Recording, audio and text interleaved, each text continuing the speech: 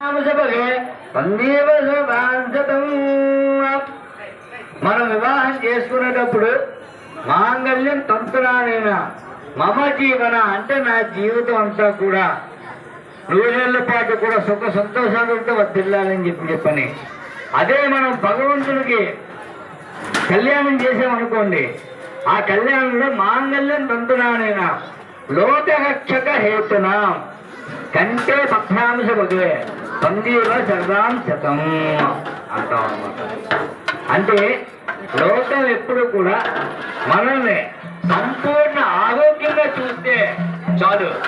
అంతేగాని స్వామి నాకు 10 కోట్లు ఇచ్చి స్వామి, నాకు ఎందుకు చేయని 3 బంగాళాలు ఇచ్చి స్వామి, నాకు ఎందుకు చేయని 10 కాళ్ళు ఇచ్చి స్వామి అని చెప్పని ఎన్నింటి సుఖమే ఉందమ్మా. ముందు ఆరోగ్యం లేకుండా ముందు అంతమంది కూడా సంపూర్ణ ఆరోగ్యంగా ఉండాలని చెప్పని ఎప్పుడు కూడా మనం కోరుకోవాలన్నమాట.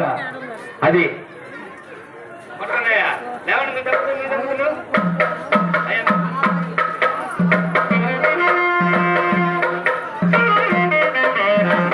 చెప్పండి. మాంగళ్యం తంతునా